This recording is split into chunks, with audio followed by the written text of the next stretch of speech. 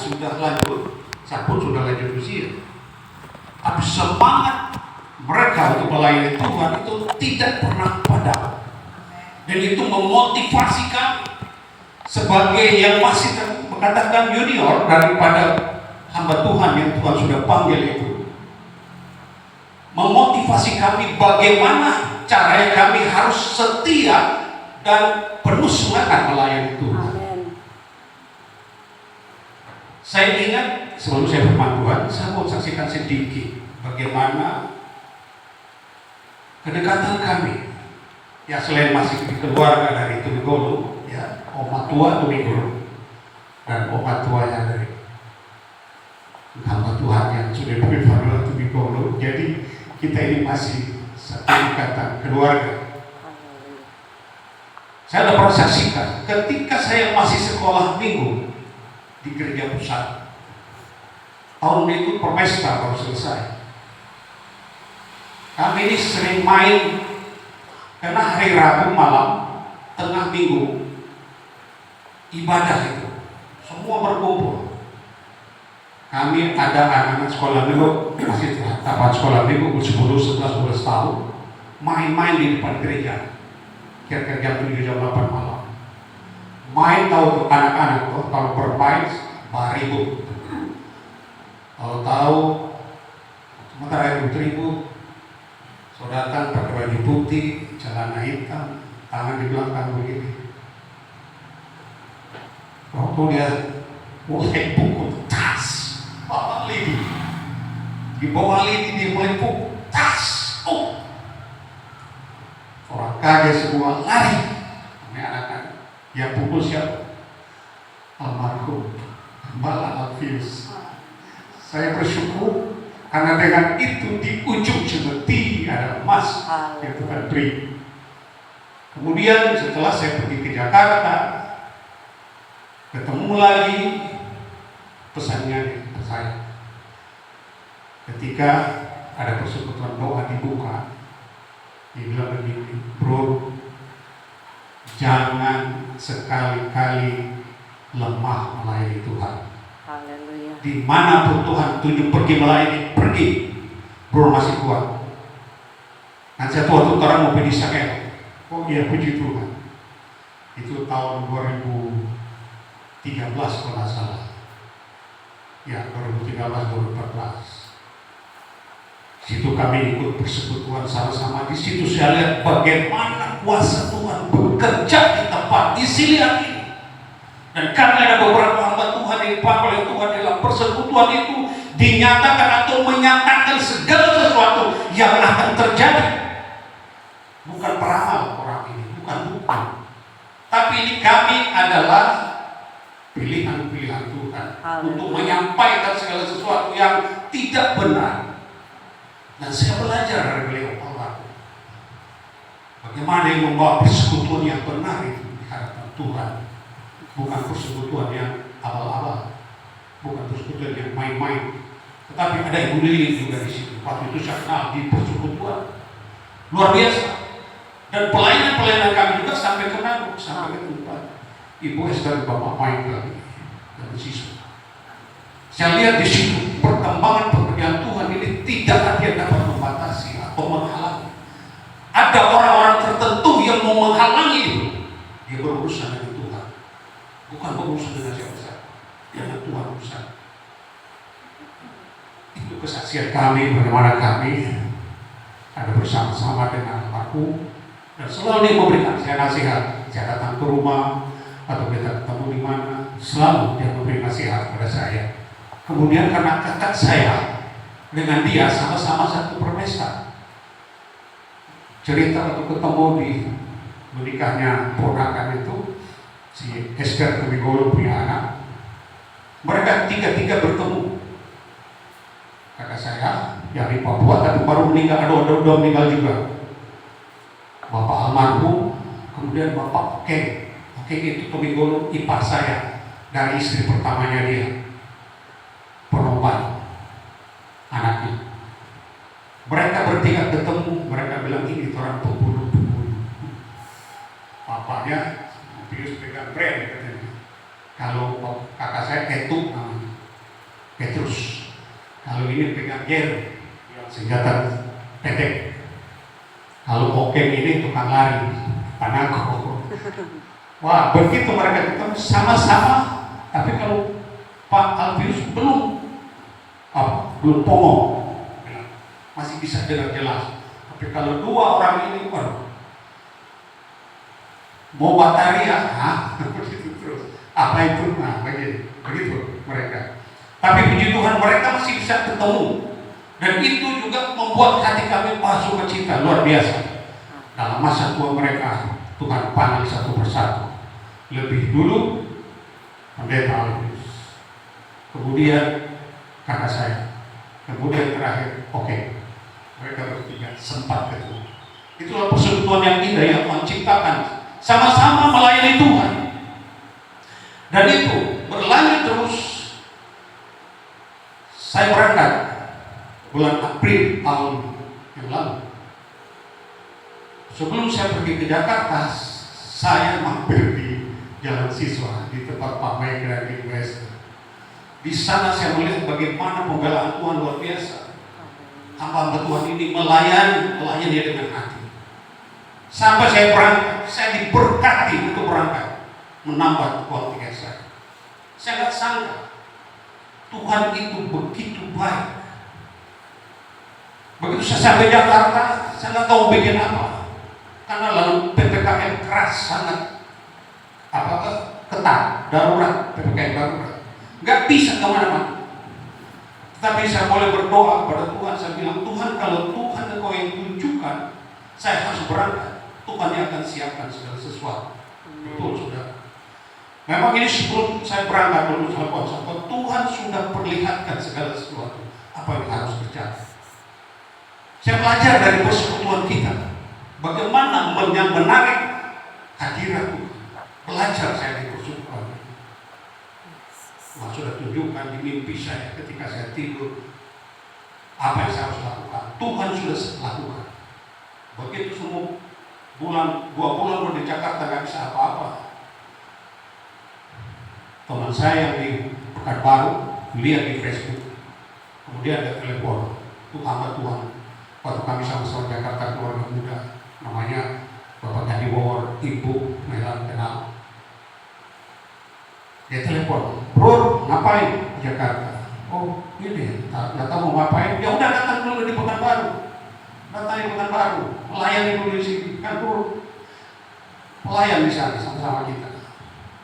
Dalam hati saya, puji Tuhan, iya sudah saya pergi, tapi nggak ada apa-apa. Ini saya mau saksikan dulu bagaimana berkat-berkat Tuhan itu. Begitu saya bilang, iya, kapan dulu mau berangkat? Oh, nanti saya berangkat bulan Juli kalau nggak salah itu. Iya, Juli. Saya mau berangkat bulan Juli. Kira-kira itu tinggal 3 hari saya harus berangkat. Saya berdoa, waktu saya di Jakarta, saya bilang, Tuhan, kalau Tuhan yang suruh saya, Tuhan akan siapkan segala sesuatu. Betul, saudara. Tahu-tahu teman saya yang kami sama kerja di BUMN, dia telepon, Aris, kan kami sama-sama masih muda waktu itu, panggil nama. Ada di mana? Oh, ada di Kebayoran Lama. Ngapain? Oh, kita mau rencana mau ke Riau. Cuman belum ada apa-apa untuk ongkos ini. Oh, datang dia di Bintaro, karena rumahnya di Bintaro. Cuma puji Tuhan. Saya bilang, kita mau ketemu anak, saya nggak punya uang untuk bayar Grab. Udah datang aja. Sampai di sana, benar-benar segala sesuatu dipersiapkan oleh Tuhan. Saya kasih saya punya perpuluhan buat Ngana. Oh, puji Tuhan. Besoknya saya langsung telepon. Oh, program bisa berangkat. Nah, begitu sudah kejadian. Saya langsung naik bus hari itu. Dan memang pas biaya perjalanan itu sampai di tujuan. Sampai saya di tujuan itu, di situ saya bilang, Tuhan, saya nggak tahu mau ngapain ini di sini. Sementara saya belum pernah melayani untuk seperti begini. Paling melayani ya seperti kita di persekutuan atau di tempat-tempat yang sudah biasa gitu di kota-kota. Tapi ini mau melayani seperti apa ini? Saya nggak tahu gambarannya. Begitu masuk kepada pertama kali saya sampai hari Senin, hari Selasa langsung disuruh melayani Tuhan. Caranya saudara kan kita kalau suruh melayani kasih tahu lebih dulu, seperti Bu Bella, Bu Gembala sini kasih tahu saya minggu lalu pelayanan. Puji Tuhan. Begitu kita di sana kan Bu ya, cara kan orang mau pakai sepatu atau slop di dalam ruangan harus semua di dalam lantai begini. Kayak di rumah doa kita itu kayak gitu. Jadi begitu masuk, sama Tuhan itu bilang layani firman Tuhan. Saya kaget, saya kasih apa-apa. Tapi disitulah saya bilang, kalau segala sesuatu Tuhan persiapkan, kita juga harus siap. Amin. Layani Tuhan. Begitu seterusnya, dan seterusnya. 2 bulan saya di Pekanbaru, kemudian ada di berkeliling di sana di Rio Darata, 2 bulan setengah, baru saya ke Batam. Batam itu sampai kurang lebih 4 bulan melayani. Bukan cuma di GPD, diundang pelayanan di GBPS, Protestan, melayani Tuhan. Karena Tuhan nggak lihat merek ya, Tuhan lihat hatimu, gitu. Mau melayani Tuhan yang sungguh-sungguh. Puji Tuhan. Nah itulah saudara, dan saya kembali ke Jakarta bulan Desember, tertinggal lagi di Jakarta. Di sana 23 bulan ada urusan harus selesaikan yang lalu belum selesai, dan saya pulang ke sini hampir 1 tahun saya ada di sana. Puji Tuhan. Itulah kesaksian saya bertemu di tempat ini, dan saya juga tidak sangka-sangka ketemu dengan Ibu Lili pertama-tama di Pai Obor. Terus ngobrol-ngobrol, tahu-tahu saya kan belum kenal dengan Ibu Bella. Waktu itu cuma kenal waktu Papa meninggal, itu cuma lihat sepintas. Kemudian cerita dengan ini sudah ada gereja di sini. Waduh, hati saya luar biasa senang. Karena saya bilang ini nubuatan Tuhan sudah mulai terlaksana. Apa maksudnya nubuat Tuhan? Almarhum bilang begini, kami ada 3, saya, Albert Suot, dan almarhum. Dia pakai bahasa siapu biaya lipu untuk akui gereja. Maksudnya mau bikin gereja di sini. Si Hober, wahai anak golongan, pada ke rumah yang dijual itu. Situ sebenarnya Pak Ber Curot, si Hogaris, Anubu di tempat tinggal saya. 3 ini nubuatannya dia. Saya percaya ini Tuhan yang taruh, dan tidak ada satupun yang mampu menghalangi pekerjaan Tuhan. Kalau Tuhan yang beracara, kalau dia berani menghalangi pekerjaan Tuhan, dia akan berurusan dengan Tuhan. Kami bukan mendoakan supaya ada sesuatu, tapi kami ini yakin sekali dengan janji Tuhan. Mari kita buka Alkitab.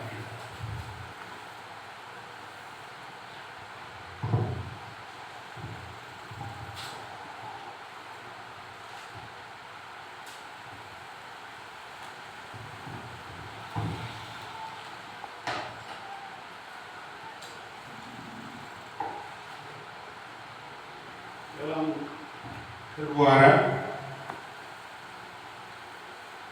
Keluaran pasal 14 ayat 13 mulai. 14 ayat 13, Keluaran 14.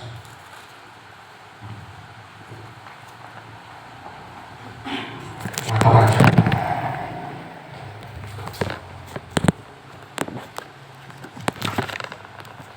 Demikian firman Tuhan. Tetapi berkatalah Musa kepada bangsa itu, janganlah takut, berdirilah tetap, dan lihatlah keselamatan dari Tuhan yang akan diberikannya hari ini kepadamu. Sebab orang Mesir yang kamu lihat hari ini tidak akan kamu lihat lagi untuk selama-lamanya. Tuhan akan berperang untuk kamu, dan kamu akan diam saja. Haleluya. Dia katakan, janganlah takut, berdirilah tetap, dan lihatlah keselamatan dari Tuhan. Ayat 14, Tuhan akan berperang untuk kamu, dan kamu akan diam saja. Amin. Kalau kita hubungkan dengan 2 Tawarik 20, Bagaimana Yosua menghadapi, kita lihat di 2 Tawarikh sebelum kita masuk ke 2 Tawarikh pasal 2.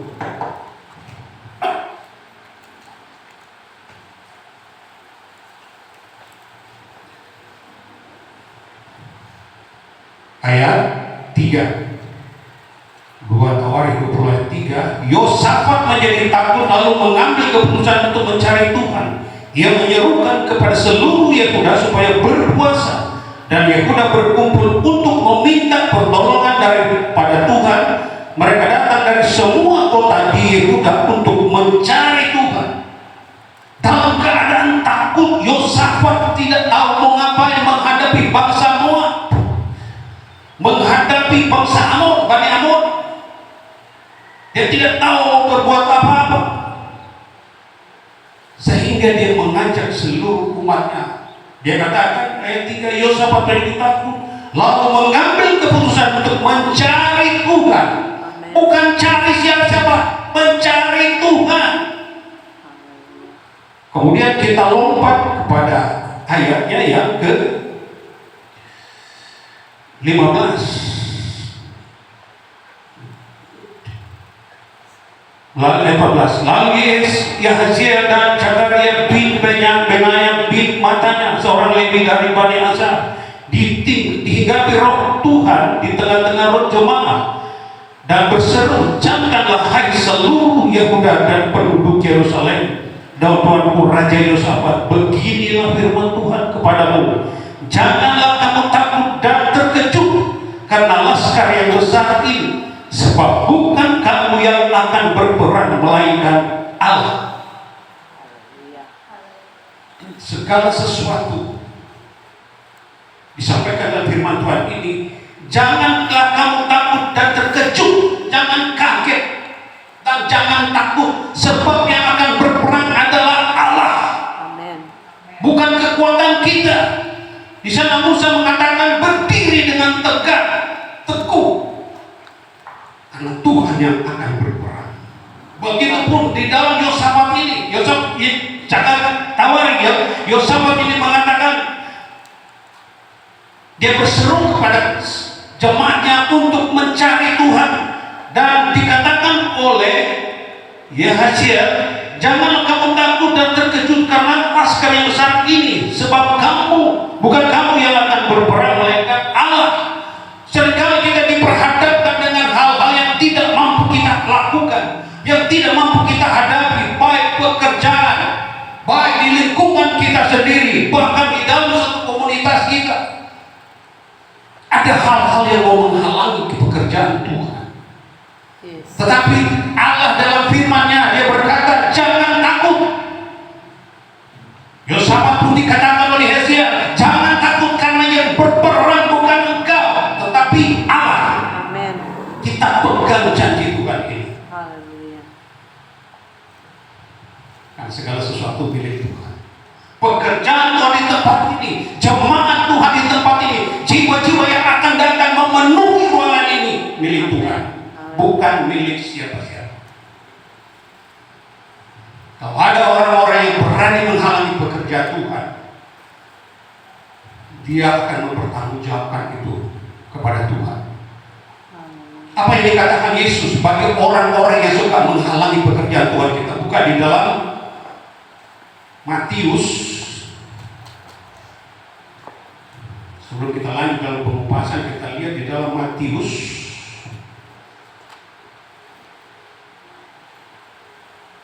pasal 16. Matius pasal 16 ayat, ya kita mulai dari ayat 21.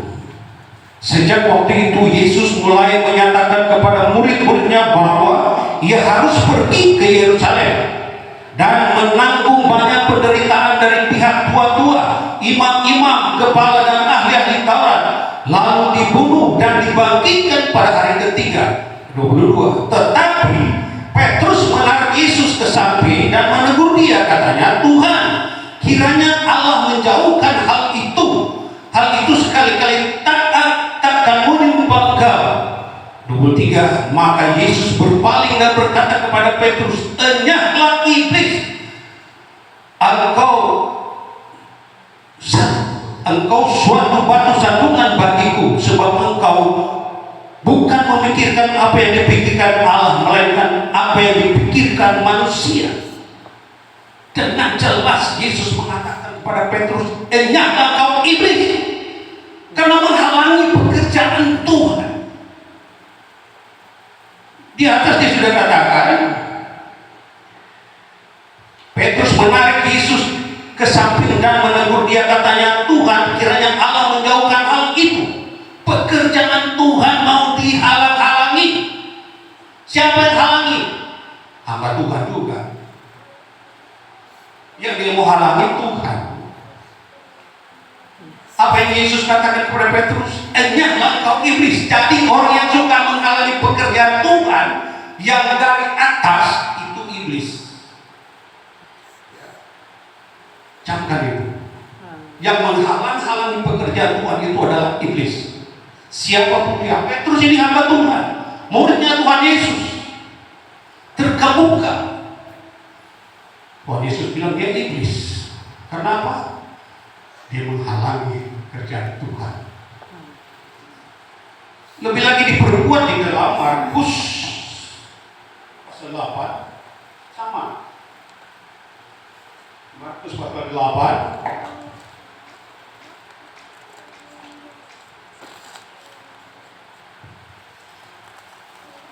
ayatnya yang ke-32. Hal ini dikatakannya dengan terus terang, tetapi Petrus menarik Yesus ke samping dan menegur dia. Maka berpalinglah Yesus dan sambil memandang murid-muridnya, ia memarahi Petrus, katanya, "Enyahlah iblis, sebab engkau bukan memikirkan apa yang dipikirkan Allah, melainkan apa yang dipikirkan manusia." Yang mau memperluas daerahnya. Doanya Boas, Yabes, doanya Yabes, memperluas, memberkati, itu benar. Tetapi kalau hal itu dilakukan dengan keegoisan seseorang, dengan seolah hamba Tuhan ini mampu dengan sendirinya, maaf saya tidak menyinggung siapa-siapa, ini pekerjaan Tuhan, firman Tuhan.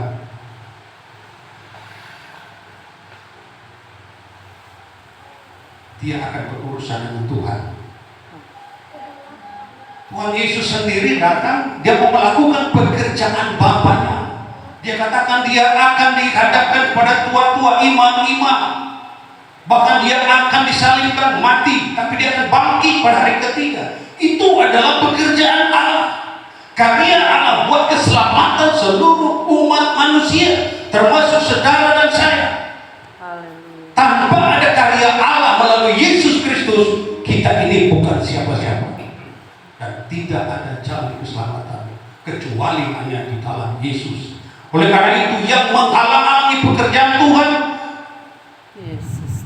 Tuhan Yesus yang ngomong, iblis. Makanya kalau iblis harus diapain? Disingkirkan. Jangan. Yang saya hadapi Tuhan saya. Tuhan yang akan berperang. Musa sudah sampaikan kepada bangsanya ketika akan masuk ke tanah perjanjian, mereka akan mengalami segala macam hambatan, tetapi Allah yang akan berperang bagi mereka. Bahkan Yosafat sendiri, ketika bangsa Yehuda dan Israel itu akan berhadapan dengan bangsa Moab dan Amon, dia mengalami ketakutan. 3 kali dikatakan di dalam Tawarikh 20 dan seterusnya, ayat sekian 5 dan seterusnya, jangan takut karena Allah yang berperang. Terus lagi dikatakan jangan takut, jangan takut, ketiga kali mengalami kemenangan luar biasa. Amin. Gambaran kita anak-anak Tuhan dengan berhadapan apapun yang kita hadapi, luar biasa. Pembelaan Tuhan saya sendiri alami. Dari tidak ada menjadi ada, dari ada menjadi tidak ada, begitu seterusnya. Tetapi itulah proses Tuhan. Memang Tuhan persiapkan untuk segala sesuatu agar supaya kita selalu memuliakan Tuhan, dekat kepada Tuhan. Saya menyampaikan kepada anak-anak saya, bahkan cucu saya, harus tetap setia kepada Tuhan. Amin. Jangan sekali-kali kita lalai kepada Tuhan. Minggu lalu saya tidak sempat ikut ibadah sama kita di gereja, tapi saya ajak anak cucu saya yang tidak ke gereja, mari kita ibadah di rumah. Karena kita bukan menyenangkan manusia, karena kita bukan takut kepada manusia, tapi kita takut kepada Allah. Amin. Oleh karena itu kita harus kuat, kita harus berdiri tegak, melayani Tuhan, berjalan bersama Tuhan, yakin Amin. Tuhan ada bersama-sama. Dengar boleh dengar, keluarin aja sebelah kanan. Kalau itu menyakitkan kita, ada Tuhan di dalam hidup kita. Amin. Dia akan membela saudara. Saya amat sangat yakin di tempat ini Tuhan akan lakukan hal-hal mujizat yang luar biasa. Amin.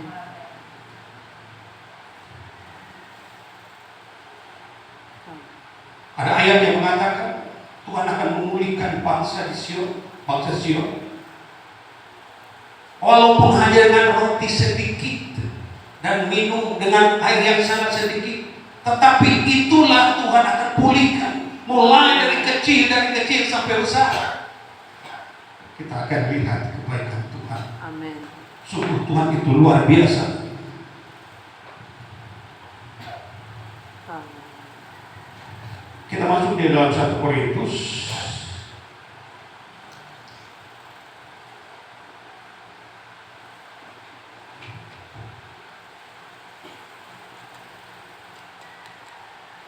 Korintus 16.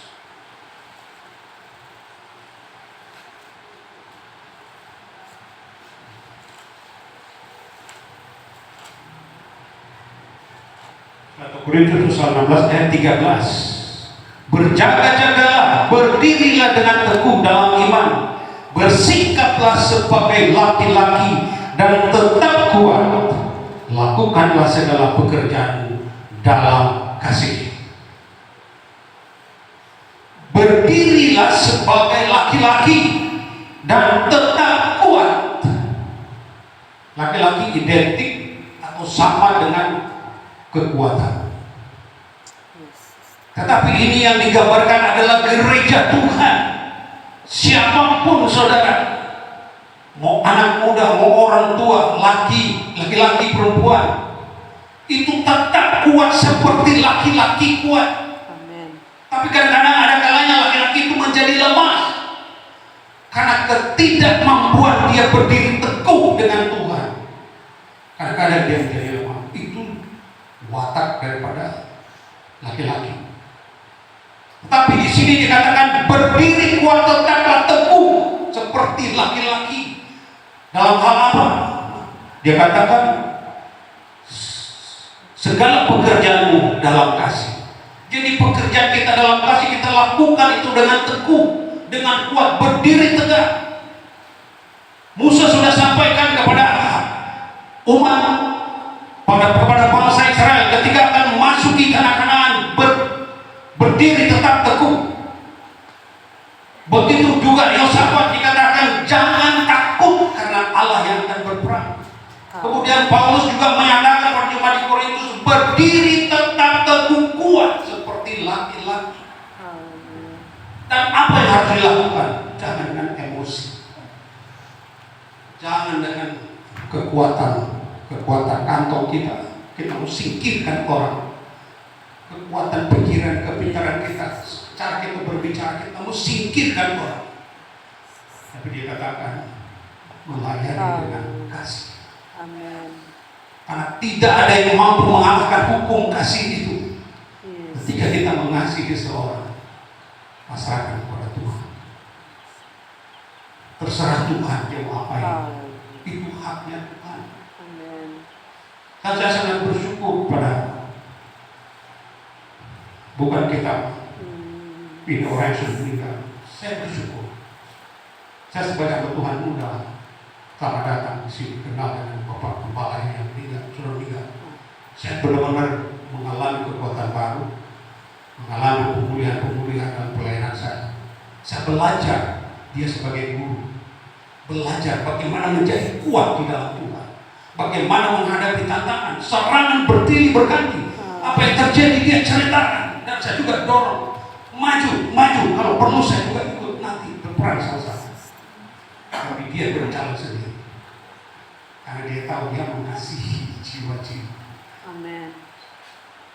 Bukan dia mengangkat diri untuk memperlihatkan prestisenya atau gengsinya, tetapi dia berdiri di tempat ini. Masyarakat di sekitar ini tahu perjuangan bagaimana memenangkan jiwa-jiwa. Beda seperti Ibu Melan di Batam, itu mereka benar-benar pergi berjuang mencari jiwa-jiwa untuk datang 1, 2, 3 dan seterusnya. Tapi di sini luar biasa. Siapa yang tidak kenal Kristus di tempat di sini ini? Semua kenal. Tetapi ada perbedaan antara anak Tuhan yang benar dan anak Tuhan yang bukan nggak benar, yang sungguh-sungguh. Itu bedanya. Kalau kita ada di dalam Tuhan, kalau kita mengasihi mereka, Tuhan yang akan berbuat.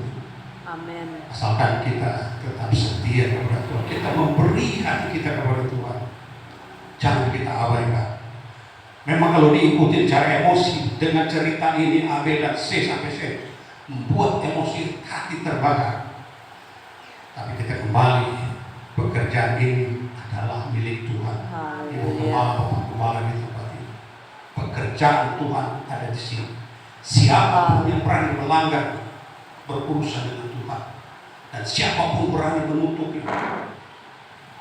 Firman Tuhan mengatakan, kalau Tuhan sudah buka, tidak ada yang dapat menutup. Kalau Tuhan yang mengangkat, tidak ada yang dapat merendahkan. Amin. Yakin itu. Kami bersyukur kalau kami mendapat kesempatan, bukan kami menuangkan segala sesuatu yang emosi hati atau dalam pikiran, bukan. Tetapi kami menyampaikan kebenaran firman Allah. Di antara kita akan dipakai oleh Tuhan dengan sungguh, dengan luar biasa. Juga kepada Bapak Michael dan Ibu Esther, benar mereka melayani Tuhan luar biasa. Mereka tidak pilih waktu, tidak kenal waktu. Apapun ya, saya sudah bersaksikan sendiri. Saya berani bersaksi begini, saya akan saya lihat. Banyak orang mau bersaksi cerita orang, tapi kalau saya nggak, bukan ini ya. Cara saya bersaksi, orang punya kesaksian saya sampaikan lagi. Apa yang memantah kepala sendiri, itu yang saya saksikan. Dan luar biasa. Satu hal saya pernah katakan pada Ibu Esther ketika kami sarapan pagi, Bapak berani bro, layani Tuhan di mana saja. Jangan sekali-sekali tolak, puji Tuhan. Mau 1, 2 jiwa layani. Ya, saya pegang itu janji itu. Pada satu waktu akan dituntut oleh Tuhan. Karena itu penyampaian Tuhan, perbuatan Tuhan disampaikan kepada anak Tuhan. Begitupun kita saat ini, firman perbuatan Allah itu, firman tertulis, bahkan firman yang diilhamkan oleh Roh Kudus, kita harus dengar, hormati firman Allah. Karena di sana kita akan melihat bagaimana Allah bekerja, bagaimana pemulihan Allah lakukan. Allah melihat siapa kau, tapi yang dia lihat siapa apa di dalam isi hati. Bukan statusnya, status kalian yang alfi, atau status saudara-saudara yang Tuhan perhatikan, tetapi apa yang ada di dalam hati kita. Apakah kita sungguh-sungguh mengasihi Tuhan? Apakah kita hanya melayan Tuhan karena ada sesuatu? Oh, dijauhkan Tuhan. Dan ini saya harus sampaikan. Ibu Gembala juga almarhum pernah katakan begini, bro, ada hamba Tuhan yang suka datang cuma mencari begini. Saya dalam hati begitu ibu sudah sama bapak itu pergi, dalam hati saya, oh Tuhan, jauhkan dari saya itu Tuhan. Bahkan kalau bisa saya bisa memberi untuk melayani Tuhan. Dan itu saya memang pernah lakukan ketika masih di Jakarta, masih muda. Banyak hamba Tuhan yang boleh saksikan bagaimana kedekatan kami dengan hamba Tuhan. Tuhan memakai kita semua untuk pekerjaan Tuhan. Sekali lagi, jangan takut. Karena Allah yang akan berperang akan kita. Ayat yang terakhir,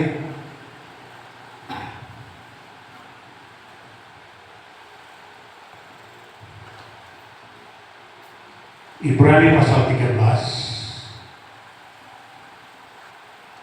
ayat ke-6. Sebab itu dengan yakin kita dapat berkata, Tuhan adalah penolongku, aku tidak akan takut. Apakah yang dapat dilakukan manusia terhadap aku? Amin. Amin. Dengan yakin kita berkata, mari kita sama-sama baca. Sebab itu dengan yakin kita dapat berkata, Tuhan adalah penolongku, aku tidak akan takut. Apakah yang dapat dilakukan manusia terhadap aku? Haleluya. Puji Tuhan. Firman Allah yang datang kepada kita pada pagi hari ini mengajarkan kembali kepada kita, segala sesuatu serahkan kepada Tuhan. Jangan kita takut, Allah yang akan berperang ganti kita. Pegang ayat-ayat janji Tuhan. Pegang janji Tuhan. Tuhan tidak pernah mengecewakan saudara dan saya. Amin. Dan ayat terakhir dikatakan tadi, sebab itu dengan yakin kita dapat berkata, Tuhan adalah penolongku. Katakan itu, Tuhan adalah penolongku. Haleluya. Haleluya. Puji nama Tuhan. Kesempatan yang indah ini, baik ini, siapapun kita yang hadir pada pagi hari ini, keberadaan kita semua ini oleh karena kebaikan Tuhan. Amin. Tidak ada yang dapat memisahkan saudara dan saya dengan kasih Tuhan. Tidak ada, saudara. Bahkan kita lebih setia lagi kepada Tuhan. Mari kita berdiri, kita nyanyikan pujian. Ku tetap cinta.